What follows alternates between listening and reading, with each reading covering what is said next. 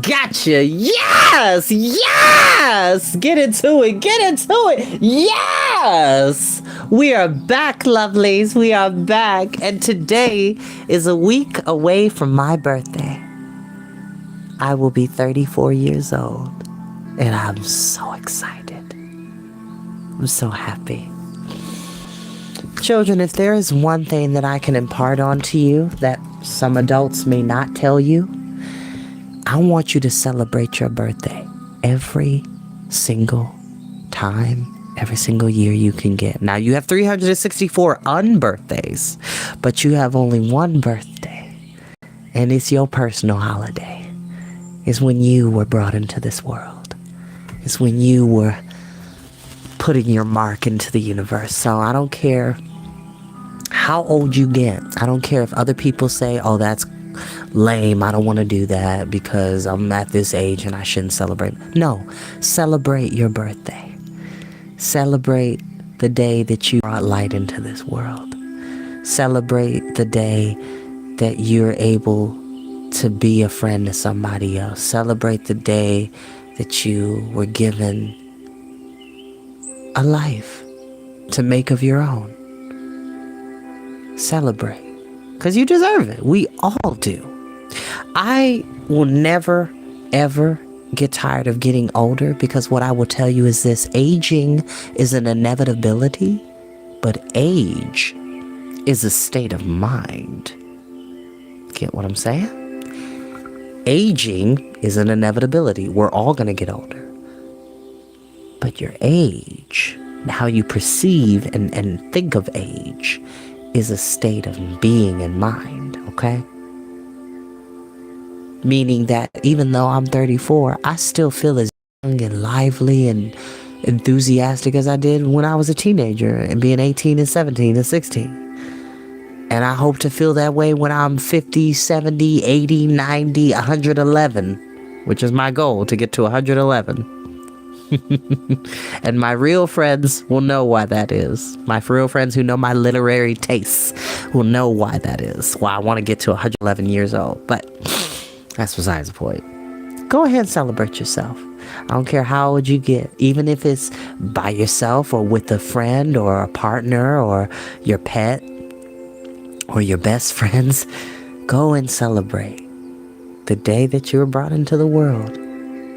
How you made life in your own small way so much richer. That's all I'm going to say on that. Now, we are back with the Unicorn Chronicles.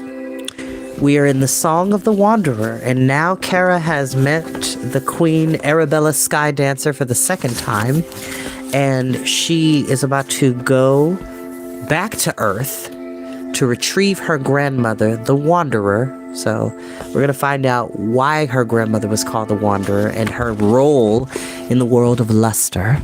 And so she's been told by Queen Arabella Sky Dancer, she said, I want you to go bring the Wanderer back to Luster to me, because I dare not finish fading before she gets here. So unfortunately, the Queen of the Unicorns is old. Like, she is, I will just take a guess, 1,000 years old. And it is the magic of who she is that allows her to stay here in the physical world. But because she loves Ivy Morris, aka Grandma Morris, Kara's grandmother, she does not wish to go away until she says her final goodbye. So Kara is about to meet up with the Squidgem and Thomas the Tinker, and we're going to meet some new characters in just a few moments. So let's get into it. Chapter 2. Do you accept the task? Night fell. The moon, waning since the night Kara had confronted her father in Firethroat's cave, was a mere sliver now. The greatest light came from a huge star that the unicorns called the Magician's Eye. There we go. When the star reached its highest point, the unicorns gathered, arranging themselves in a half circle so that all of them were facing a large black stone. The stone, which had a perfectly flat top, was about 3 feet high, 3 feet wide, and 5 feet long.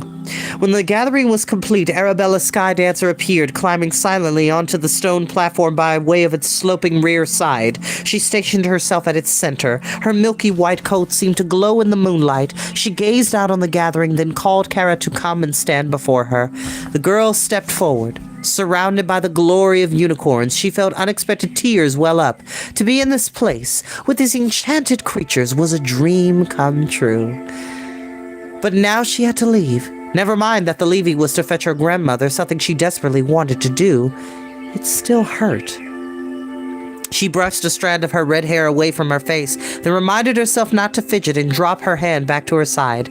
Arabella Sky Dancer, the queen, the old one, stared down at the girl for a long moment. Finally, she said, "Kara Diana Hunter, do you accept this task of your own free will?" "I accept this task of my own free will," replied Kara, using the ancient words of ceremony that the queen had taught her that afternoon. "I will give it all my heart, all my strength, and all my energy." "So be it," said the queen. Raising her head, she said, "I call Moonheart to come forward and join us." A large unicorn stepped into the circle and came to stand beside Kara. He was so tall that he and Queen were eye to eye. Even though she was standing on the black rock, his horn was a pearly wonder, extending a full 3 feet from his forehead. It glowed as if with some inner light, though Kara knew that it could quickly quench that glow if he needed to move unseen through the night. The queen softly spoke, "Moonheart, I ask you to accompany this child as she goes to seek the Wanderer. Do you accept this task of your own free will?" Moonheart lowered his horn until its tip touched the stone between the queen's cloven hooves. "Ivy Morris was a friend of mine," he said solemnly, "and our fates are tangled together like the strands of a callum vine. I accept this task with joy. I will give it all my heart, all my soul, and all my energy." Kara looked at Moonheart in astonishment. How was his fate woven with that of her grandmother? "There will be great danger," warned the queen. "I understand that." "You may even be required to return to Earth." A shudder rippled along Moonheart's silken flanks, but all he said was, "I will do what I must." "Then guard the child," said the queen. "Guard her as well. Have you spoken to those we selected to travel with you?" "I have," replied Moonheart, turning toward the assembled unicorns. He made a series of low wickers, which Kara understood to be a call. 2 unicorns stepped from the group. One, a male, was the biggest unicorn Kara had yet seen. Coming from the other side of the group was a female who, though much smaller than the male, had such a look of ferocity that Kara found her almost terrifying. "Greetings, Finder," said the queen, addressing the big unicorn. "Greetings, my queen," he replied softly in a voice that reminded Kara of a cello. "And Belle," said the queen, turning to the female, "though I shall miss having you as part of my guard, it pleases me that you will be a part of this journey." Belle nodded, but said nothing until the queen repeated the ceremonial words. Then she made her pledge and affirmed that she accepted the task of her own free will, just as each of the others had. When the swearing in was finished, the queen stepped down from the rock, coming to each of them. She placed her horn across their shoulders in sign of blessing. "I shall eagerly await your return. May your journey be successful, for each of you is dear to my heart, as is the wanderer you go to seek." She returned to the stone platform. "Travel safe. Travel well," she called, her voice stronger than Kara would have thought possible from such a seemingly frail creature. "May those who have gone before you be always with you." From behind them in response came the voices of the assembled glory. "Travel safe. Travel well. May all those who have gone before you may always be with you." The queen turned and left the circle. The other unicorns waited until she was out of sight. They began to drift away as well. Several came over to bid a special farewell to one of the other unicorns going on the journey. But finally it was just Kara standing with the three who were to accompany her. She was longing to see Moonheart and ask about his connection with her grandmother. But before she could get up the courage, she said, "We leave at first light. I suggest you all get a good night's rest."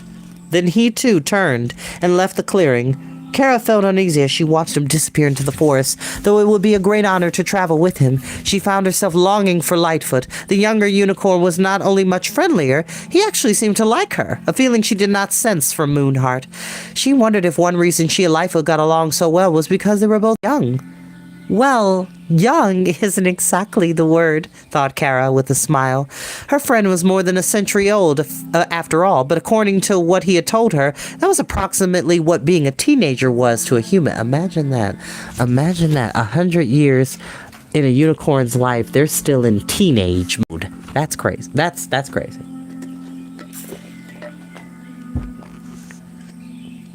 So another 100 years, they would be in their 20s. Wow. Life is magical.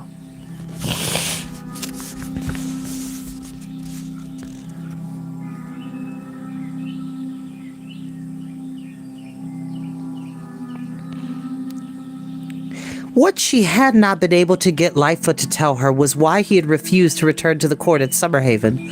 No one here had been willing to speak of it either, though in the few days Kara had been here, it had become clear to her that the unicorns at court were as unhappy with Lightfoot as Lightfoot was with them. Her wandering thoughts were called back to the present by Finder, who said shyly, "I'm glad we'll be going with you." "For all the use you'll be," muttered Belle. "Fighting isn't the only way to be of help," said Finder gently. Belle snorted, then turned to go. "Wait," said Kara. Belle turned back. "Thank you for agreeing to come." "Moonheart asked," replied Belle sharply. "Of course I agreed." "Belle is very fierce," said Finder, sounding a little nervous. "Have to be fierce if you're on Delver patrol," snapped Belle, her voice dripping with scorn. "Only way to survive." "You can always hide," replied Finder. Then quickly he turned away. Kara had a feeling that if he were human, he would have been blushing. "I will see you in the morning," said Belle brusquely. Then she turned once more and left the clearing. "Don't mind her," said Finder after Belle was gone. "She doesn't like to talk much." "Guess not," said Kara, who could not help but wonder if her own family history had anything to do with Belle's attitude. "I, too, will see you in the morning," said Finder gently. He nuzzled the top of her head once, then turned and disappeared into the darkness. Kara remained in the center of the clearing for some time. Though it seemed that the unicorns had all gone, she knew they would not leave her entirely alone.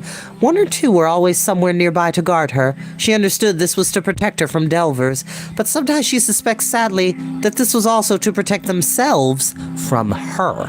Despite all she had done, she was not sure the unicorns entirely trusted her. Given her family background, she could understand that, but it still hurt, especially considering what she had given up to be here among them. Her thoughts were interrupted by the snapping of a twig. Turning quickly, she saw a man step from the darkness beneath one of the trees. The brief instant of panic faded when she realized it was Thomas the Tinker. As always, her friend was dressed in an outlandish coat, the original material of which had nearly vanished beneath the myriad of brightly colored patches. I love that word, myriad, or myriad, but myriad is how I pronounce it. The coat had almost as many pockets as patches, and gold watch chains hung in graceful arcs from every one of them. A stray shaft of moonlight piercing through the forest canopy reflected off the chains, and also off the shiny scalp of Thomas's balding head. "I didn't know you were here," she said as he crossed to join her. "Wouldn't have missed a ceremony like that," he said, speaking as rapidly as usual. "I understand you're leaving first thing tomorrow." "That's the plan. Moonheart isn't the type to wait around once something has been decided on." "Unicorns are like that." Thomas took one of his watches from a pocket, opened it, glanced at it, shook it, closed it, and then placed it in a different pocket. He returned his attention to Kara. "I'd be glad to travel with you for at least part of the way if you like." Kara's delighted response was interrupted by a triumphant cry of, "Hot Gotcha! Gotcha! As a furry ball of energy came flying out of a tree to land on her shoulder, she jumped in surprise and sighed as she realized it was only the squidgem. The creature raced down Kara's side and began to scamper in circles around her feet. Want to come? He chattered. Want to come along? Kara knelt to bring herself close to him. Just over a foot high, he looked like some odd cross of squirrel and monkey. His thick fur grew in 2 shades of gray, light on his face, limbs, and stomach, storm cloud dark on his head and back. It could be dangerous, she said earnestly. The squidgem's enormous eyes grew even bigger, the bright blue pupils flashing. No scared, no scared! His bushy tail thrashed back and forth.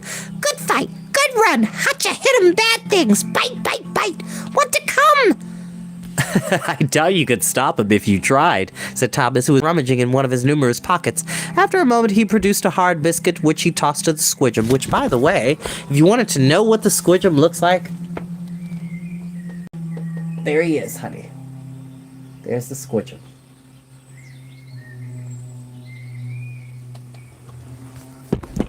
And actually, this cover on the book is not just for the Unicorn Chronicles. This is the actual original cover of the Song of the Wanderer. But of course, it's changed illustrations as time has gone on, but that is the original. And I love that. The creature caught the tidbit with one 3-fingered hand and scampered back up the tree where he began munching on it. No stop, he confirmed between bites. No stop, squidgem! Suit yourself, said Kara, secretly glad to have him along. Though she sometimes pretended that he annoyed her, she found his unreserved affection comforting. The squidgem followed her to her resting place after she told Thomas good night. Buildings were not allowed in Summerhaven. Even so, she had a private spot to call her own. An open circle about 8 feet in diameter, surrounded by a wall of shrubs that grew so thickly it was impossible to see through them in one spot. The shrubs overlapped for about 4 feet. An opening about a yard wide between the overlap formed a kind of hallway through which Kara could enter. She wasn't sure, but she had a feeling that some human friend of the unicorns had caused the bushes to grow this way. Or maybe the unicorns themselves had done it, using their magic to create a comfortable resting place for their guests. Within the circle, she had a bed of moss and leaves, which she covered with a finely woven cloth Thomas had given her. Most nights the air was so sweet and warm that Kara was perfectly comfortable sleeping outside. It had rained only once since her arrival at Summerhaven. On that night, she had slept in Thomas's wagon. The squidgem entered the circle with her.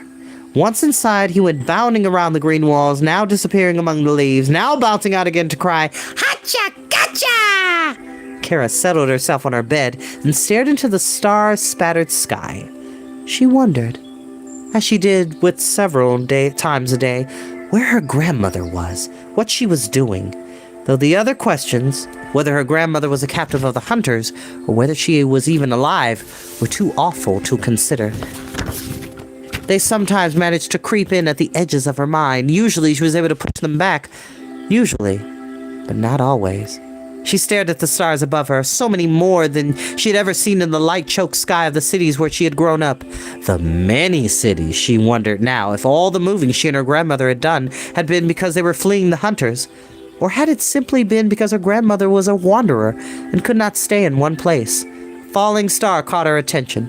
She began trying to pick out the patterns of the stars.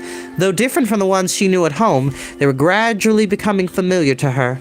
She located the constellation Thomas had taught her to call the Ravager. As she studied it, other questions came crowding on her. The Queen had said it would take 2 or 3 days' travel to reach the Geomancer. But how long beyond that would it take to reach her grandmother? Would the journey really be as dangerous as the Queen seemed to think?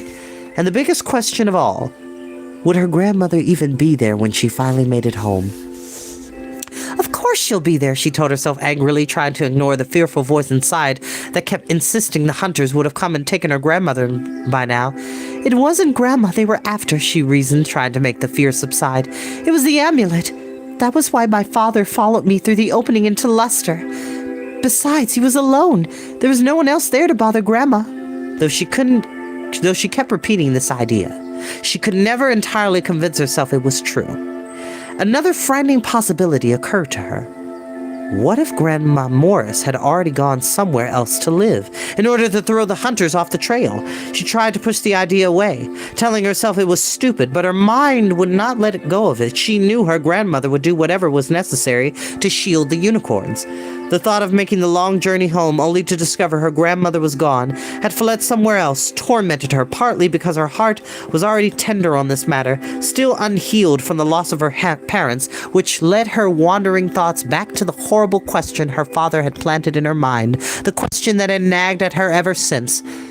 Had her grandmother really stolen her from her parents in order to keep her away from beloved?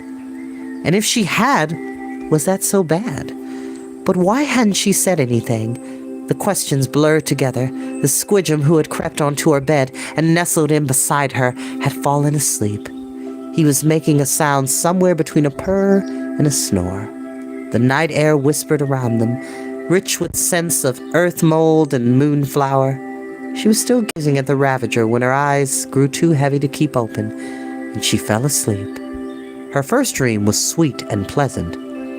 It was the second dream that made her wake up screaming.